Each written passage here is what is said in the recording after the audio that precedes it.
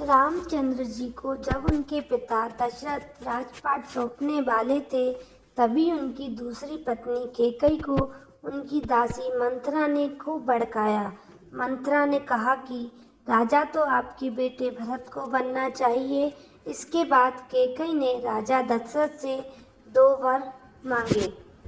पहला, भरत को गद्दी मिलनी चाहिए और दूसरा, राम को 14 वर्ष तक वन में रहना होगा। राजा दशरथ को अपनी पत्नी के वर पूरे करने पड़े।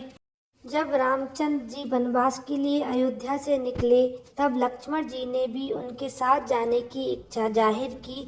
लक्ष्मण के वन जाने की बात सुनकर उनकी पत्नी उर्मिला भी साथ जाने की जिद करने लगती है। तब लक्ष्मण अपनी पत्नी उर्मिला को समझाते हैं कि वह अपने बड़े भाई और मां समान भाभी सीता की सेवा करने के लिए जा रहे हैं। अगर तुम वनवास में साथ चलोगी तो मैं ठीक तरह से सेवा नहीं कर पाऊंगा। लक्ष्मण के सेवा भाव को देखकर उर्मिला साथ जाने की जिद छोड़ देती है और महल में ही रुक जाती है। वन में पहुंचकर लक्ष्मण भगवान राम और सीता के लिए एक कुटिया बनाते हैं।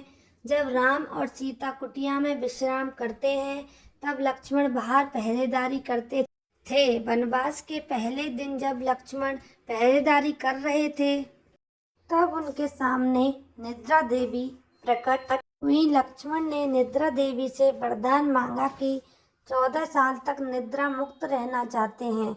निद्रा देवी ने कहा कि तुम्हारे हिस्से की नींद किसी और को लेनी होगी। लक्ष्मण कहते हैं कि उनके हिस्से की नींद उनकी पत्नी को दे दें। इस कारण लक्ष्मण 14 साल तक नहीं सोए और उनकी पत्नी और लगातार 14 वर्ष तक सोती रहीं।